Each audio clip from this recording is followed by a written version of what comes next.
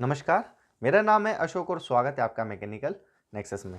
आज हम डिस्कस करेंगे एक बहुत इंपॉर्टेंट टॉपिक का जिसका नाम है वेल्डिंग डिफेक्ट्स।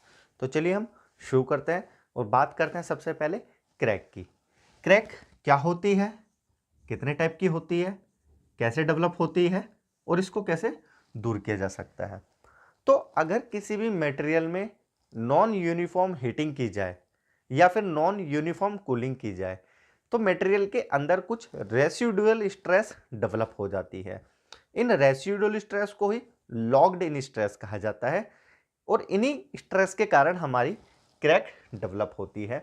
इसको थोड़ा डिटेल में समझते हैं। देखिए, अगर आप किसी भी मटेरियल में नॉन यूनिफॉर्म हीटिंग करेंगे, नॉन यूनिफॉर्म हीटिंग या फिर किसी भी मटेरियल की नॉन यूनिफॉर्म कूलिंग करेंगे तो उसके अंदर इन दोनों के कारण डेवलप होती है रेसिडुअल स्ट्रेस, ठीक है, जिसको दूसरा हम लॉक्ड इन स्ट्रेस के नाम से भी जानते हैं। लॉक्ड इन स्ट्रेस, ये जो रेसिडुअल स्ट्रेस है, ये लॉक्ड इन स्ट्रेस है, ये हमारी क्रैक को जनरेट करती है।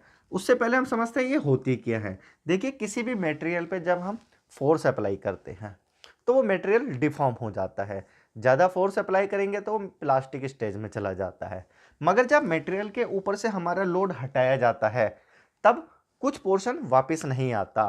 क्यों? क्योंकि वहाँ पे रेसिडुअल स्ट्रेस काम करती है, यानी कि कुछ स्ट्रेस लॉक हो जाती है। अब जब हम कभी भी हीटिंग करेंगे या कूलिंग करेंगे तो ये स्ट्रेस निकल के सामने आती है और एक क्रैक के रूप में सामने आपके दिखेगी। तो इसलिए नॉन यूनिफॉर्म हीटिंग या नॉन यूनिफॉर्म कूलिंग के दौरान जो रेसिडुअल स्ट्रेस है वो जनरेट होती है, इसके कारण क्रैक फॉर्म होती है। आप डायग्राम में देखिए, डायग्राम में मैंने दो डायग्राम लगाए हैं। ऊपर वाला स्कीमेटिक डायग्राम है और इसी क्रैक का नीचे ये हमारा ओरिजिनल फोटो है।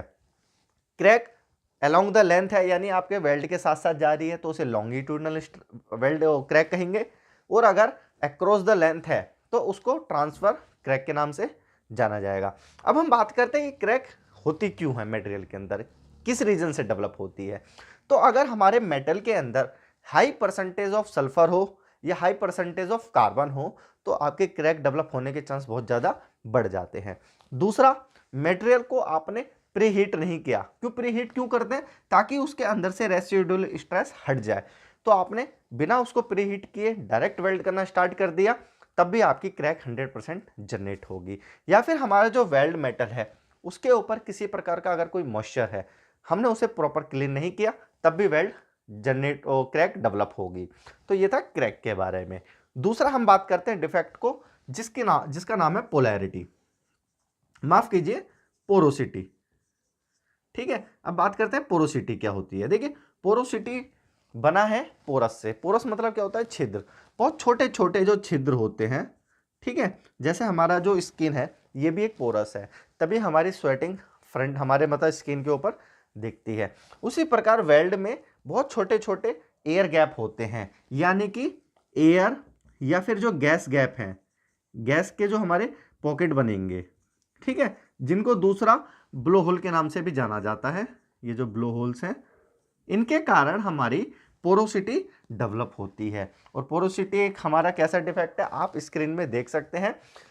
होता क्या है, इसमें बहुत छोटे छोटे एयर गैप्स या ब्लो होल डेवलप्स हो जाते हैं वेल्ड मेटल के ऊपर, और ये हमारे एक डिफेक्ट का कारण बनते हैं।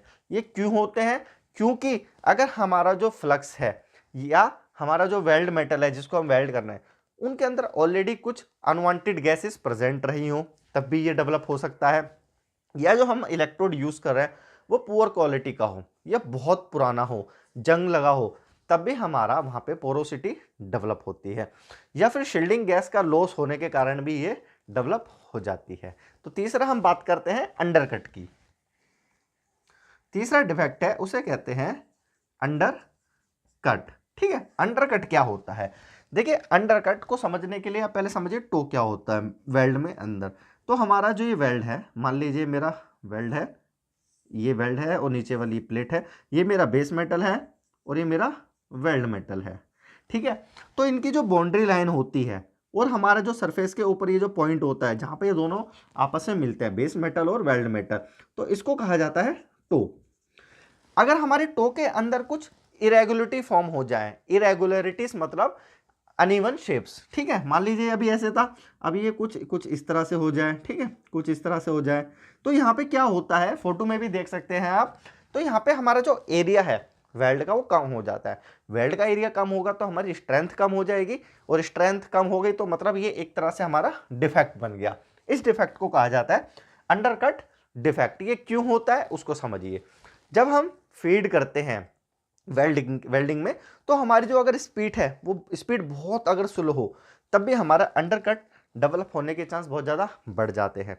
या फिर नॉन यूनिफॉर्म फीडिंग हो, कभी ज़्यादा हो कभी कम हो, तो ये इजीली डेवलप हो सकता है।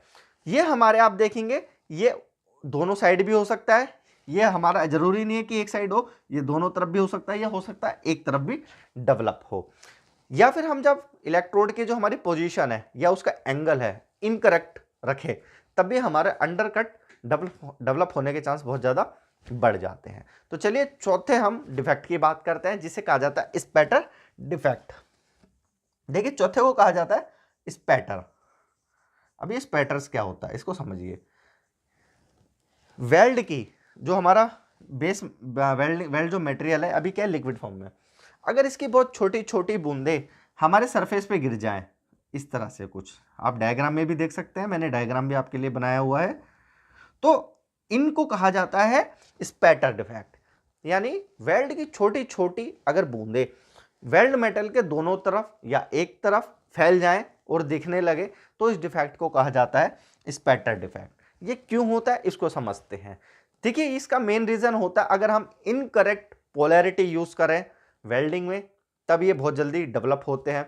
अगर आर्क लेंथ बहुत कम यूज कर रहे हैं या बहुत ज़्यादा यूज कर रहे हैं या अनइवन कर रहे हैं, जिसकी हमें करनी चाहिए उस टाइप की नहीं कर रहे हैं, तब भी डेवलप होने के चांस बहुत ज़्यादा हैं। स्पैटर डिफेक्ट एक ऐसा डिफेक्ट होता है जिसको आप मतलब बंद क्या है, मतलब इसको हटा ही नहीं सकते, आप इसको मिनिमाइज कर सकते हैं एक मैक्सिमम लेवल तक, बट इसको अवॉइड नहीं किया जा सकता। इसे कहते हैं स्पैटर डिफेक्ट। पांचवें डिफेक्ट की हम बात करते हैं। देखिए पांचवें डिफेक्ट को कहा जाता है इनकम्प्लीट फ्यूजन। अब ये इनकम्प्लीट फ्यूजन देखिए नाम से समझ में आ रहा है, फ्यूजन मतलब हमारा बेस मटेरियल और वेल्ड मटेरियल के बीच में ये जो लाइन होती है, ठीक है, आप डायग्राम में देखिए इन दोनों के बीच की लाइन के बीच में जो हमारी बॉन्डिंग है वो इनकम्प्लीट है। या तो फिलर मटेरियल हमारा रीच ही नहीं करता बेस मटेरियल तक, या फिर अगर रीच कर जाए तो इनके अंदर फ्यूजन नहीं होता, यानी एटॉमिक लेवल तक बॉन्डिंग नहीं होती। तो इस तरह से जो हमारा डिफेक्ट डेवलप होता है उसको कहते हैं हम incomplete fusion. Incomplete fusion generally base material और वेल्ड मटेरियल के बीच में होता है। अगर यही हमारा डिफेक्ट मान लीजिए इधर आ जाए, ठीक है, इधर हमारा एरिया खाली रह जाए और वेल्ड ना पहुंचे, तो इसको इस कंडीशन में कहा जाता है इनकम्प्लीट पेनिट्रेशन, यानी पेनिट्रेट नहीं कर पाया आपका वेल्ड मटेरियल एकदम बेस मटेरियल यानी नीचे तक, तो उसको कहा जाएगा उस पॉइंट पर इनकम्प्लीट पेनिट्रेशन। लास्ट 6 डिफेक्ट की बात करते हैं जिसको कहा जाता है स्लैग इंक्लूजन, ठीक है, स्लैग इंक्लूजन। अब देखिए स्लैग क्या होता है, स्लैग को हिंदी में कहा जाता है मैल। कब कैसे बनता है ये, हमारा वेल्डिंग प्रोसेस के दौरान बनता है फ्लक्स से। फ्लक्स जो हमारा मेटल के साथ जो ऑक्साइड होता है उसके साथ मिलकर स्लैग बनाता है। स्लैग बहुत लाइट होता है, तो वेल्डिंग करने के दौरान वेल्ड मटेरियल के सरफेस पे चला जाता है।